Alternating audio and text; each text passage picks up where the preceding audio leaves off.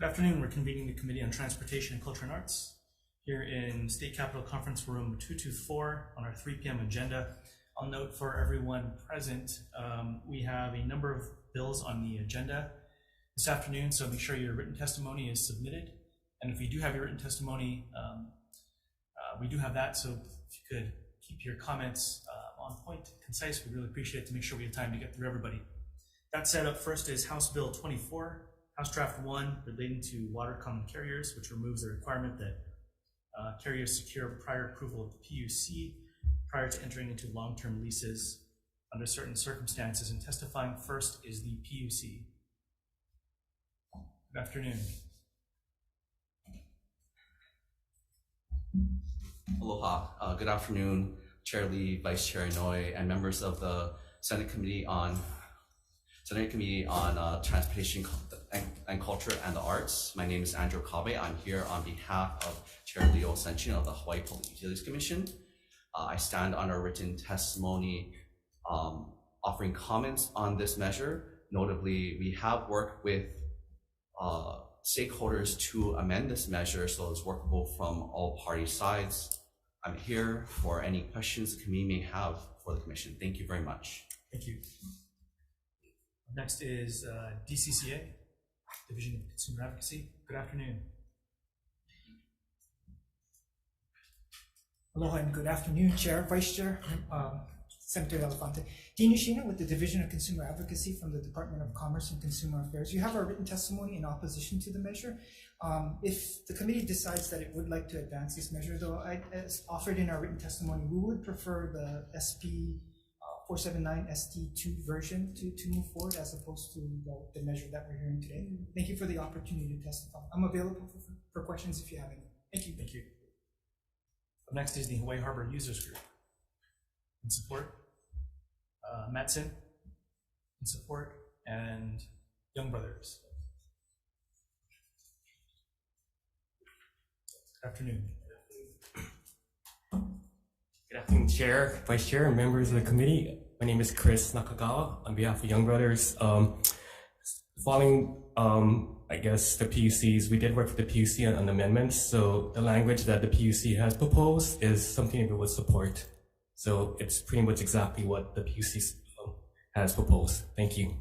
Thank you. I'll look for any questions. That's all the testimony we have. Excuse me, all the testimony we have on HB 24. Is there anyone else here wishing to testify? If not, other questions? Real quick for DCCA. We do have the testimony as I think PUC and Young Brothers had amendments in their testimony that they had provided. Sounds like everybody's in agreement on. We'll get a chance to take a look at that. I'm going to have to go back and review because I saw versions of the testimony when it was shared this morning, but I haven't had a chance to really go through everything. Okay, thank you. Thanks. Okay, any other questions? If not, thank you everyone. Let's move on to the next measure, House Bill 74, relating to the general excise tax, which establishes a 5-year GET exemption for certain aircraft service and maintenance facility improvements where at least 75% of the helicopters serviced and maintained annually in the facility are equipped with quiet technology. And testifying first on HB 74 is the Department of Transportation. Good afternoon. Good afternoon. Thank you, Chair Lee, Vice Chair Inouye, Senator Elefante. Tammy Lee, the Acting Deputy Director for the Department of Transportation. And we support this measure, and I'm here for any questions. Thank you. Up next is Department of Taxation. Good afternoon, Chair, Vice Chair, and members of the committee. Gary Sugunuma, Director of Taxation. The department stands on its written testimony offering comments. Thank you. Thank you. Next is Blue Hawaiian Helicopters.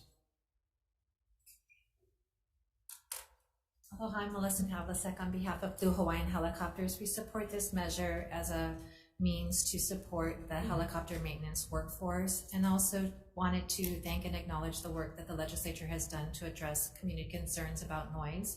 As many of you know, Blue Hawaiian Helicopters does have quiet technology on its helicopters and would welcome this as an opportunity to continue to maintain helicopters in Hawaii. Thank you. Thank you. Up next is Jack Harter Helicopters. In opposition, Tax Foundation of Hawaii. Yamachika, good afternoon. Good afternoon, Chair, Vice Chair, members of the committee. Tom Yamachika from Tax Foundation of Hawaii. We've submitted written comments. We'll stand on our testimony, be available for questions. Thank you. And finally, Aircraft Owners and Pilots Association support. Is there anyone else here wishing to testify in this measure? If not, are there any questions? Yeah, Tom, please. Yamachika? Tom, are you there? Yes, ma'am. Oh, okay. I have a question with regards to your comments, and that has to do, you say that the bill seeks to exempt helicopter repair and maintenance from the GD. However, the bill as drafted perpetuates inequity because propeller aircraft would not be so exempted. Why? That's correct. Right now, the exemption, as it's on the books, only applies to aircraft with 2 or more jet engines. Propeller craft were never exempted. This measure would exempt helicopters. And that's what this measure is all about. That's correct. Okay. All right, thank you. Thank you. Senator Elefante. Thank you. A question for Director Sugunuma. Hi, Director. Thanks for your participation today. Do you know what impact this would be fiscally?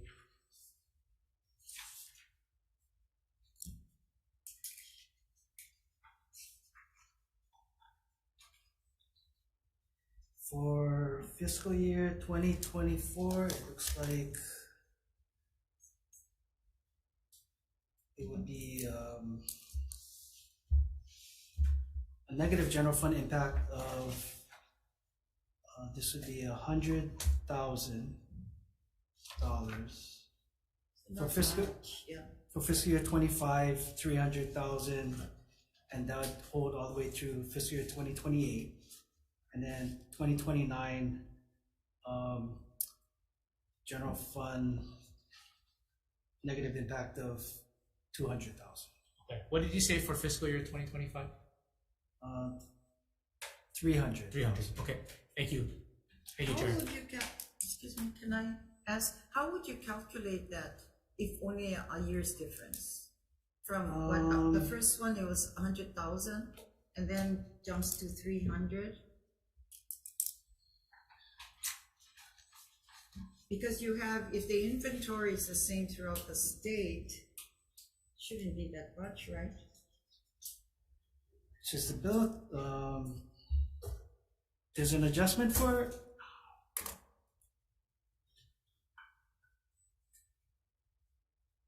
Okay, maybe only can. there's an adjustment for inflation of 3%, and this would be for when it takes effect in January 2024. There's also an adjustment for 2024 due to collection delay. You know what I can do is, I mean, honestly, I'm looking at this and maybe I don't quite understand it fully too. So the rationale from our tax research and planning office, what I can do is I can go check with them and then I can get back to you. Good too, yeah, the chair, yeah. Yeah. Okay. Thank you. Okay. Thank you. Okay, further questions? Just real quick for DOT.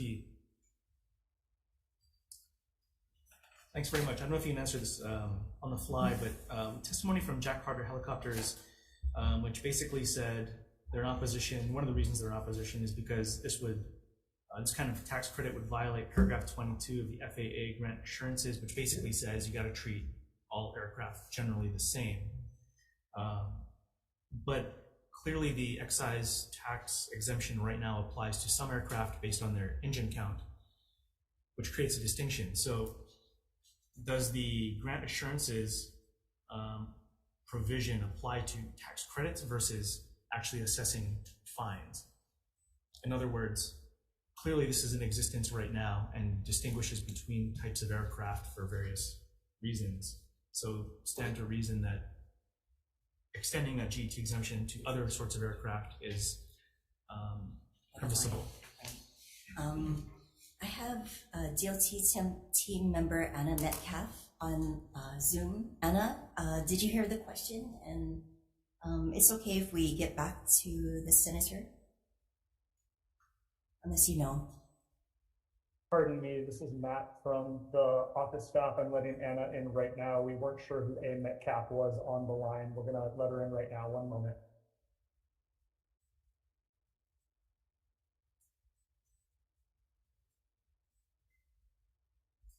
She should be available now. Thanks. Ms. Metcalf, we had just, in case you weren't able to hear it, we had just asked a question regarding SB or House Bill 74. Right now, FAA grant assurances requires everybody to treat aircraft generally the same. But in this case, there's an existing GET exemption on the books which applies to some aircraft, not others, based on certain criteria.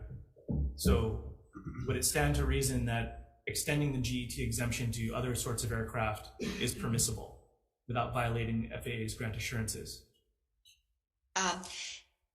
This is a step to be more inclusive by having the helicopters included as well. That's right. So I guess would doing so violate FAA's grant assurances requirements? It shouldn't do.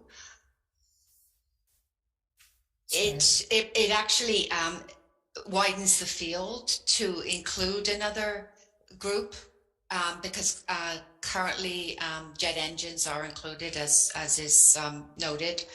So it includes the another group in that, which makes it actually fairer, a step in the right direction. So it's fair to say then that the testimony saying this would violate federal FAA grant assurances requirements is inaccurate. It's not all inclusive. It is adding another layer. It is adding more to become more inclusive. It doesn't include everybody, but it definitely is a progress towards including all groups.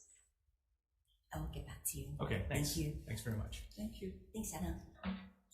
Okay, thank you, everybody. Let's move on to the next measure. HB 714 relating to mooring lines, which requires the securing of mooring lines from vessels requiring tug assistance to commercial docks, wharves, piers, quays, and landings be performed by a stevedoring company. And testifying first on 714 is the PUC.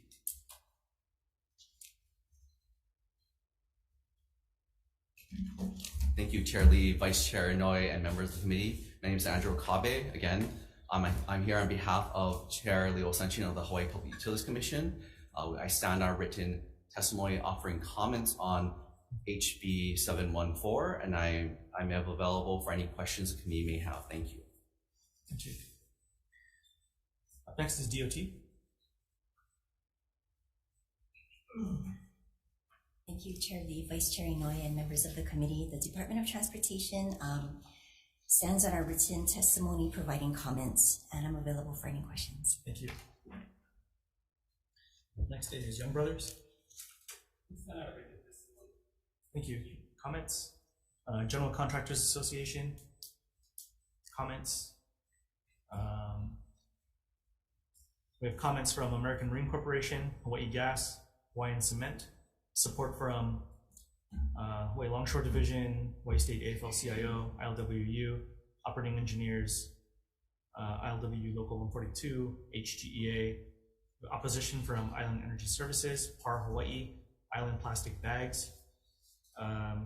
We have support from, looks like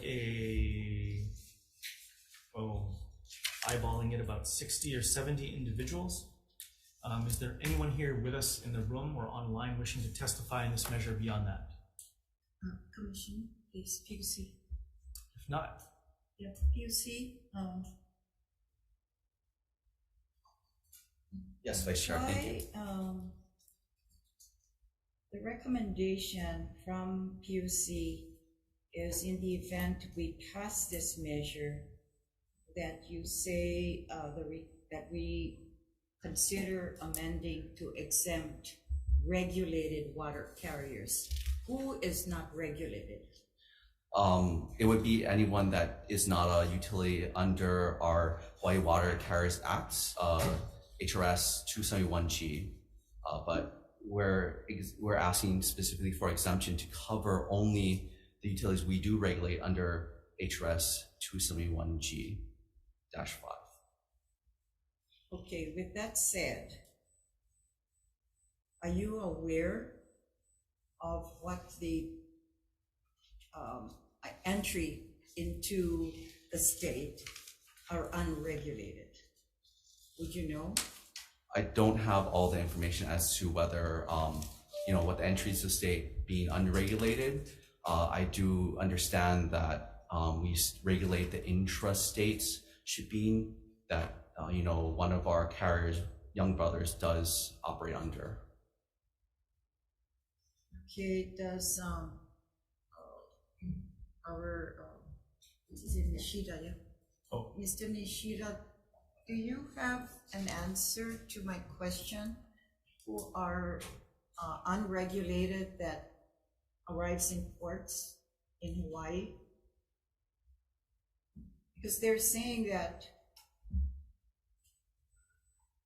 that this request is that the PUC wants this amended to exempt regulated water carriers. So, okay, so what's the difference? So, sorry, I didn't testify on this measure, but as I understand this measure and the proposal, as it relates to what the Public Utilities Commission is referring to, the regulated carriers are the intrastate carriers. Right. Potentially the interstate carriers, which aren't regulated by the Public Utilities Commission, may then be subject to this law as compared to what the PUC is asking. But again, I apologize because I haven't testified on this. Just I'm thinking out of the box. Yep, no. And hearing, I thought everyone was regulated. But No, yeah, so the interstate carriers Yeah. aren't regulated by the Public Utilities Commission under 270. Yeah, I understand so, that. Okay. Well, and I was just wondering if there is the unregulated ones, how often, we see them coming in, I don't know. And I would need to research whether Okay. or not other carriers, like, maybe passenger carriers that aren't regulated by the Public Utilities Commission might fall subject to the proposed measure here, but again, I would only be speaking. Could that be an effect on cruise lines? Well, I would need to do more research, Oh, but I mean, okay. as it relates to what the commission is talking about, exempting the regulated carriers, the PUC regulated carriers, that is, there's basically only two, right? I mean, it's Young Brothers and it's Honeheke. Those are the two regulated water carriers Okay. for the commission, and then arguably any other vessel entering, touching the port would be the unregulated one. So it could be passenger carriers, it could be the interstate cargo carriers. Okay, all right, thank you. Further Thanks a lot, question? sorry. If not, all right, thank you, everybody. Let's move on to the next measure. House Bill 704 relating to motor vehicle registration, which provides an exemption for flatbed trucks from registration renewals and initial registrations of motor carrier vehicles when used as marine terminal equipment. Testifying first on 704 is ILW Local 142. In support, we have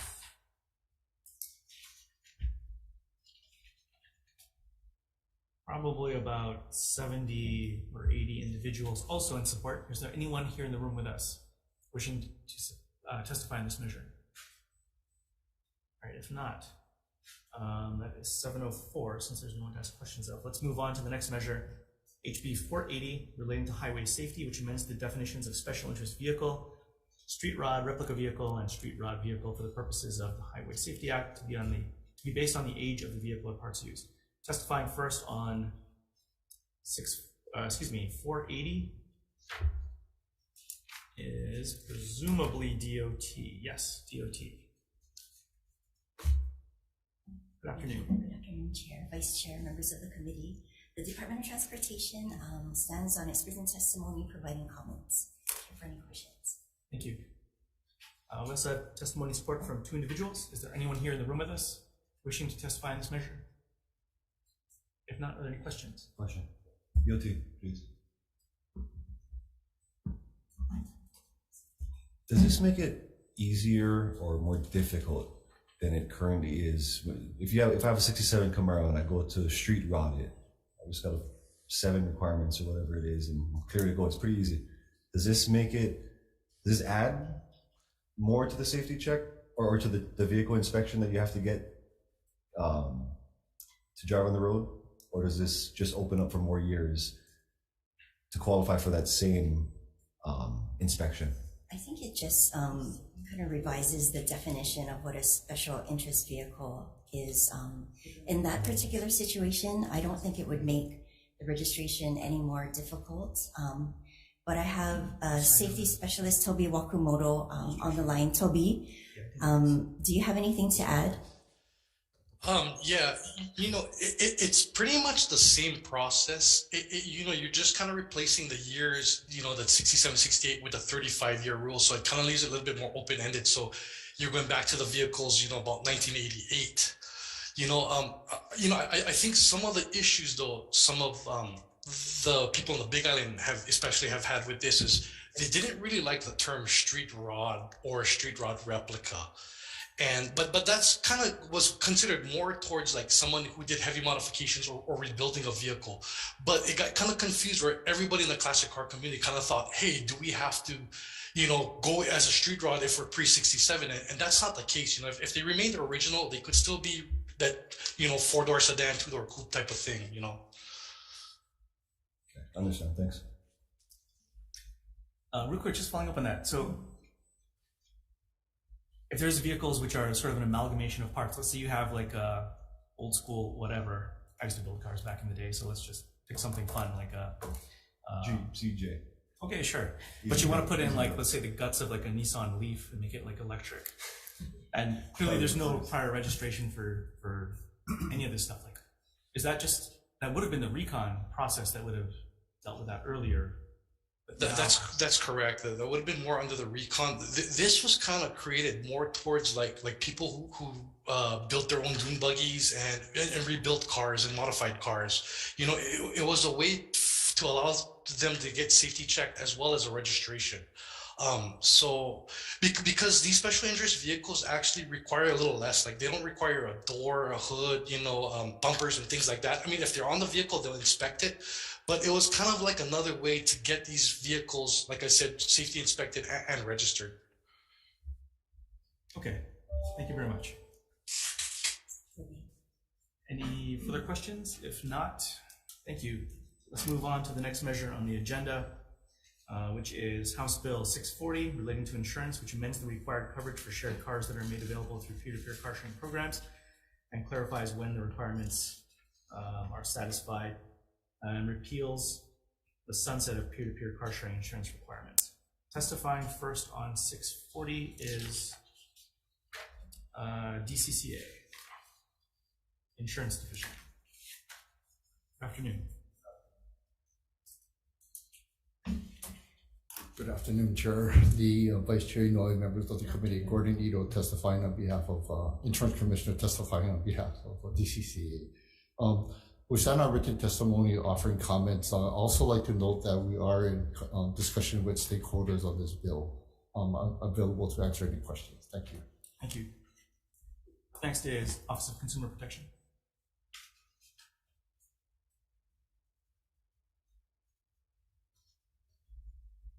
Thank you, Chair and Vice Chair and members. The Office of Consumer Protection submitted comments on the measure.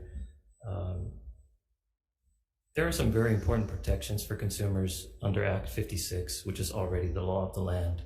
We don't want to see those protections go away. We want consumers' right to know what the coverage is on the vehicle to be protected. That's just one example.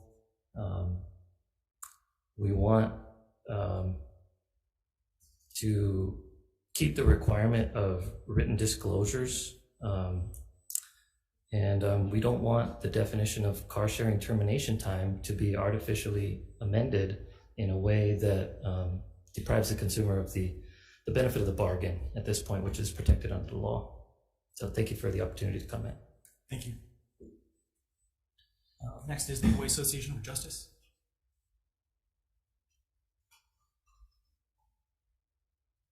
Good afternoon.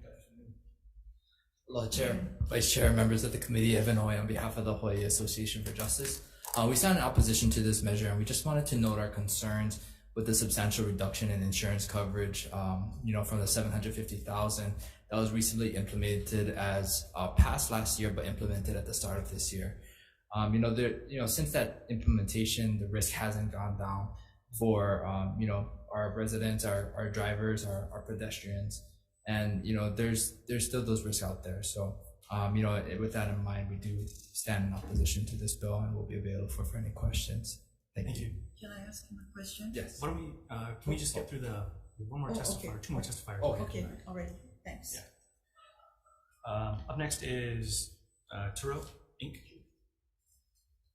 Good afternoon. Good afternoon. Davin Ayagi with Turo testifying in support. I just wanted to take the opportunity to, address some of the questions that have been asked or points that have been brought up previously. I know that one of the questions was, how do other states compare? It is the case that 41 other states in the District of Columbia are aligned at state minimums in terms of peer-to-peer car insurance minimum coverage.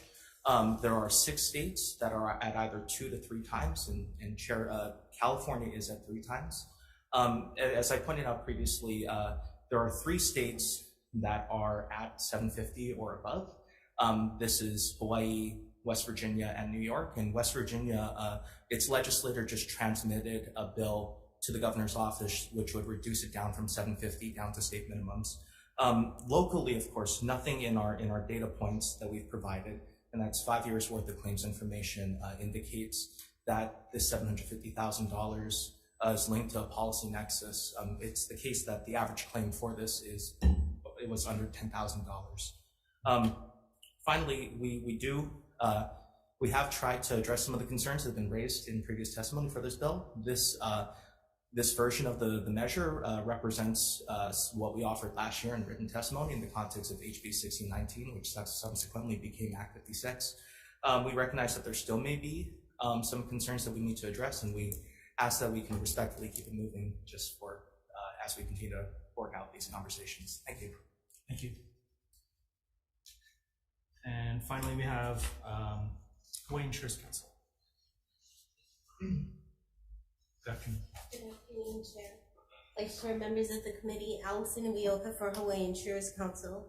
We oppose this bill. I just wanted to point out that one of the cornerstones when the legislation passed last year was the primacy of insurance. And that's important because when somebody gets injured, you want to make sure that one of the insurers steps forward to pay, and you know who it is, and you know how much. And this version of the bill makes that unclear. So what could happen is when a victim gets injured, nobody pays, and they're going to have to sue to figure out who's going to pay. And that is really a strong consumer protection issue that we think should be preserved. Thank you. Thank you. All right, that's all the testimony we have. Is there anyone else here wishing to testify in this measure? If not, Vice Chair. Okay, well, for both peer-to-peer and Turo, but Allison, with respect to the opposition, then you don't like to see the sunsetting of the insurance requirements, because didn't we just do this last year? It's Yes. 1 year, so now we're gonna sunset. There's a sunset in it. So that's in one the law of the today. reason you're opposing. I guess it depends what the provisions are in the bill. Okay. The bill in the House Draft 1 takes away some important consumer protection measures, so we wouldn't want that made permanent. Okay. All right. Okay. Any further questions? I think that's it. Thanks. Okay. Thank you. Let's move on to the next measure, HB 1104 HD1, relating to motor vehicle enforcement, which amends the law relating to the issuance of citations for violations of Section 29135, relating to vehicle gross weight, axle, and wheel loads. And testifying first on 1104 is the Department of Transportation. Thank you, Chair, Vice Chair, members of the committee. The DOT stands on its written testimony in support of this measure. I'm here for any questions. Thank you. That's all the testimony we have. Is there anyone else testifying on this measure? If not, any questions? If not, thank you. Let's go on to HB 1107, relating to commercial motor vehicle weight limits, which makes state law consistent with federal law regarding legal limits for gross vehicle weight and axle loads traveling on all public roadways. This is the part the public doesn't pay attention to, non-sexy bills. Okay, sorry if I offended anybody who thought this is like the bee's knees. Testifying first is Department of Transportation. Thank you, Chair, Vice Chair, members of the committee. The Department of Transportation stands on a written testimony in support of this measure. Thank you. That's all the testimony we have. Is there anyone else wishing to testify? If not, are there any questions? If not, all right, thank you. Let's move on to the next measure, HB 1108, relating to commercial motor vehicle fines, which amends the law relating to vehicle weight violations by replacing the fine schedule and increasing the potential fines based on a multitude and magnitude of vehicle weight violations. Testifying first on 1108 is again DOT. Thank you, Chair, Vice Chair, members of the committee. The DOT stands on a written testimony in support. I'm here for any questions. Thank you. That's all the testimony we have. Is there anyone else on this measure? If not, any questions?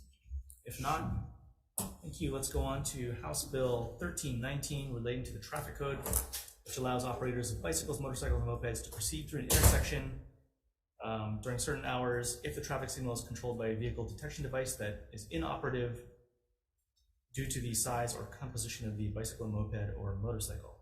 And testifying first is DOT. Thank you, Chair, Vice Chair, Senator Elefante. The DOT stands on a written testimony in support, and this is one of our sexy bills. Thank you. Up next is HPD.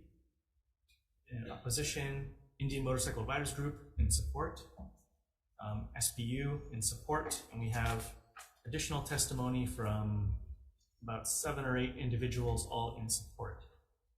Is there anyone else wishing to testify on this measure this afternoon?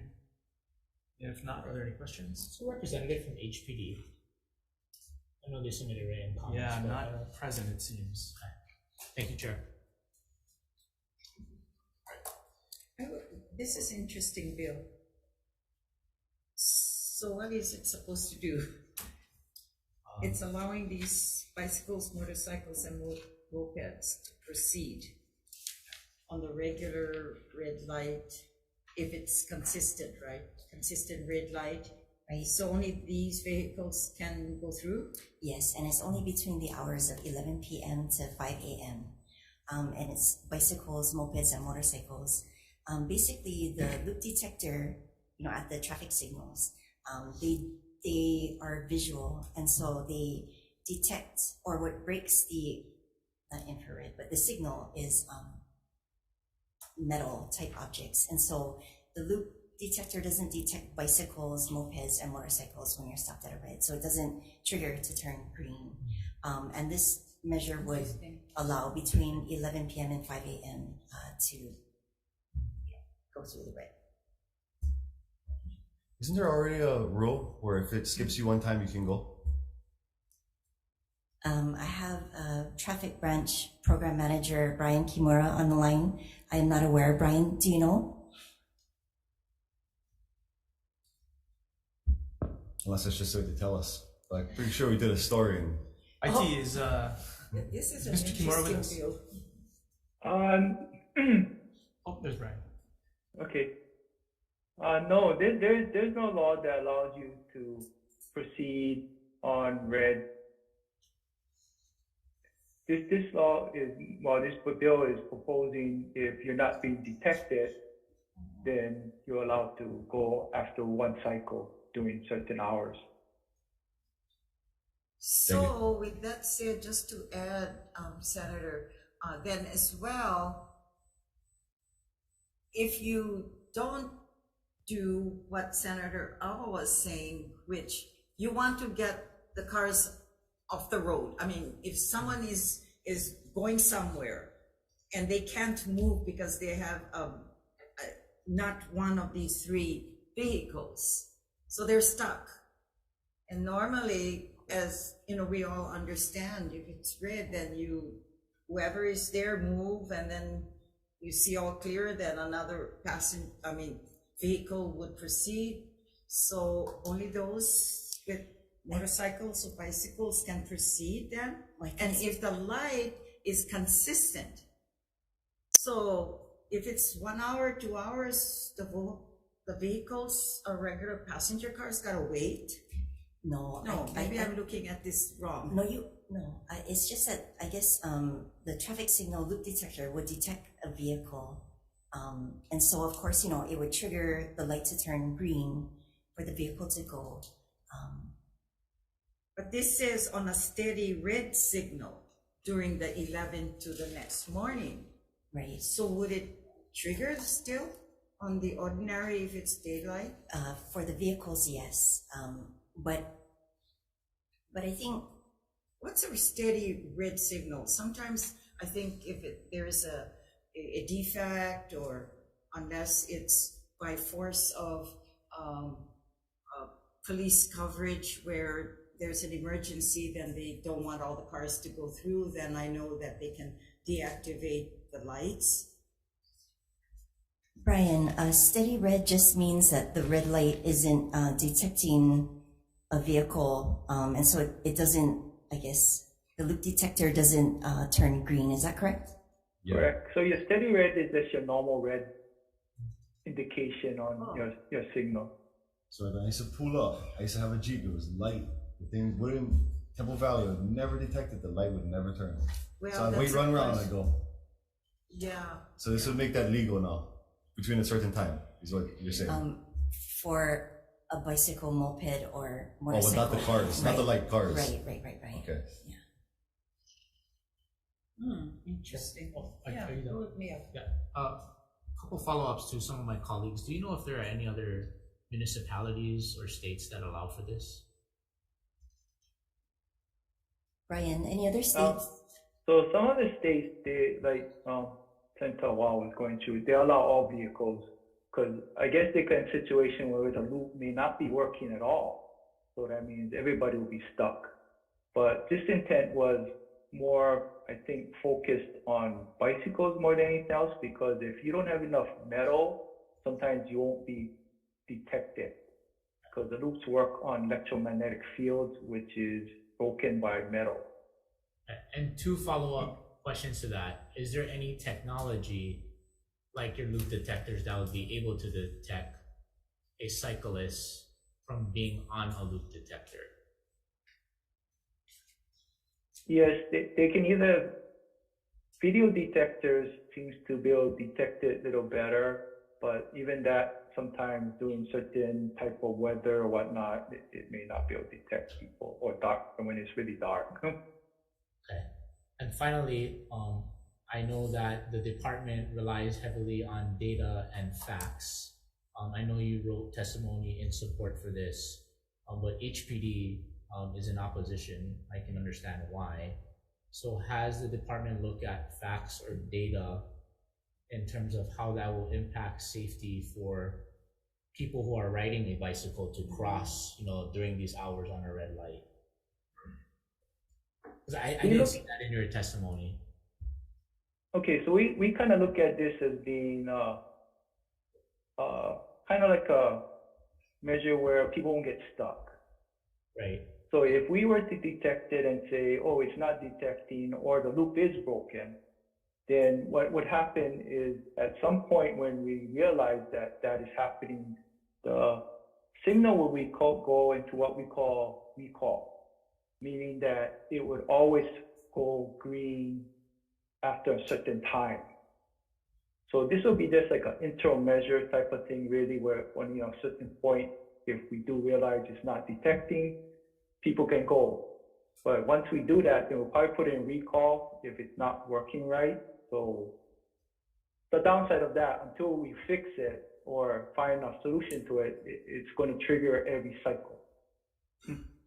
Thank you, Mr. Kimura. Thank you, Deputy Director Lee. Thank you, Chair. Thank you, everybody.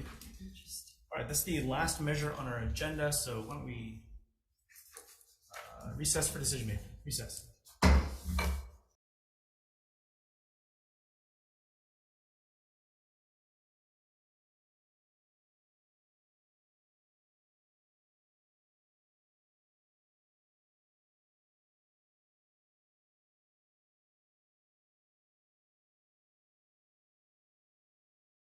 Good afternoon. We're reconvening the Committee on Transportation and Culture and Arts for decision making on our 3 p.m. agenda here in State Capitol Conference Room 224. Up first is HB 24 relating to water common carriers. Our recommendation is to move this forward with amendments, adopting the PUC and Young Brothers clarifying amendments, noting also this has a defective date on it. So as it goes to the next committee, I know the consumer advocate, we'd asked a question of take a look at that and make sure everything jives. So they'll have an opportunity to do that later on, but otherwise we'll put in the recommended language in the testimony. So any questions and discussion? If not, Vice Chair. Okay. Chair's recommendation to pass HB 24 House Draft 1 with amendments. Chair Lee. Aye. Okay. Vice Chair goes aye. Senator Alafante. Aye. Senator Tioho Kalole. Aye. Okay. Senator Awa. Aye. Measure is adopted, Mr. Chair. Thank you. Moving on to HB 74 relating to the general excise tax. Recommendation is to move this on with amendments as well, adopting the Blue Hawaiian clarifying definition of quiet technology, which is the use of design technologies and structure modifications to the rotorcraft to reduce or redirect the sound generated by the engine exhaust tail or the main rotor, utilizing either a shrouded tail rotor or removing the tail rotor. I'll note also this has an effective date as it goes on to the Ways and Means Committee. Any discussion? If not, Chair, I'll be voting with reservations. So noted. Okay, Vice Chair. Okay. Chair's recommendation to pass HB 74 HD 1 with amendments with those with 5 members present. Any voting with reservations aside from Senator Elefante? Okay. Any no votes? Measure is adopted, Mr. Chair. Thank you. Moving on to HB 714 relating to mooring lines. I'd like to check in with some of the stakeholders on this. So we want to defer this till 2/21, the end of our agenda. HB 704 relating to motor vehicle registration. Recommendation is to pass as is. Okay, hold on a second. 221 or 321? Oh wait, sorry, 321. We're deferring till 321 for HB 714. For the record. Hold on a second. I wish I could travel through time, but I'm not that powerful.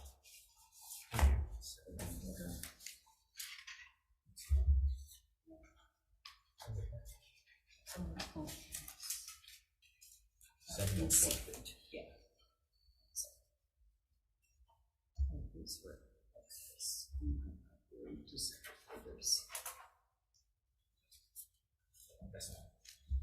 Okay. 74, that was the last one. Yeah, I need my.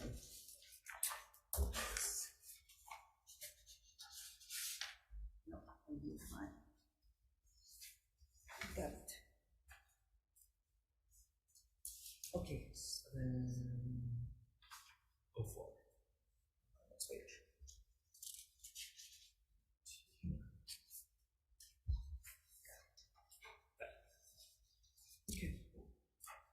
Okay. So the recommendation on HB 704 is to pass as is.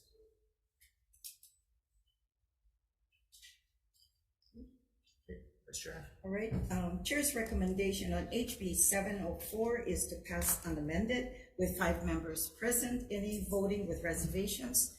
Any no votes?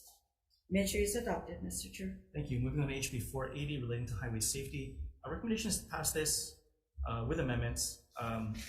In appreciation DOT's testimony, we'd like to, which asked for a working group to sort some of this out. We want to keep the guts of the bill in place, but add on an additional working group to look at the safety check registration process and similar issues such as which vehicles qualify, which is raised by this bill, how to streamline the process, make it easier for consumers and drivers to deal with all these things that have come up in a number of different bills. I'll note this does have a defective date as it goes on to JDC. Any discussion on this? If not, Vice Chair. Okay, Chair's recommendation is to pass HB 480 House Draft 1 with amendments. Any with 5 members present, any with reservations, any no votes. Hearing none, a measure is adopted. Mr. Chair. Thank you. Moving on to HB 640 relating to insurance.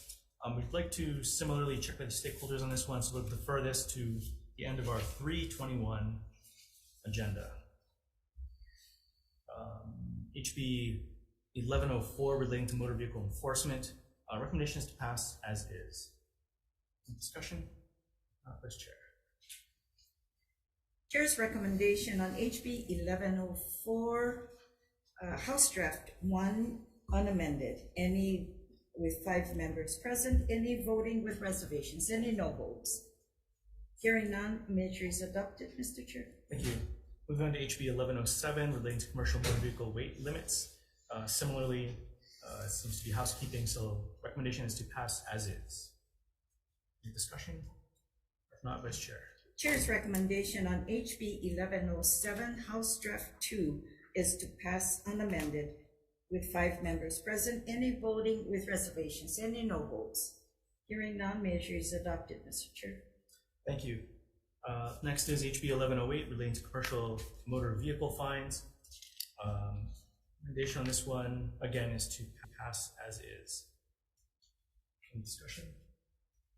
Chair's recommendation on HB 1108, House Draft 1, is to pass unamended with 5 members present, any voting with reservations, any no votes. No vote. No votes for Senator Awa. Measure is adopted, Mr. Chair. Thank you. And finally, moving on to HB 1319 relating to the traffic code. Recommendation on this one is to pass as is. I'll just note, appreciate the discussion on this. Would like the next committee to take a look at this as well and see if some of the questions asked in this committee can be addressed. But I will note for the committee, there's a defective date on this bill, so we will see it again. Okay. As is. As is. Chair's I'll be voting with reservations, noting the concerns from the Honolulu Police Department. Thank you. So noted. With 5 members present, any voting with reservations aside from Senator Elefante. Vice Chair goes with reservations as well. Any no votes? No. Okay. Chair, measure is adopted. All right, thank you. That's the end of our agenda. We're adjourned.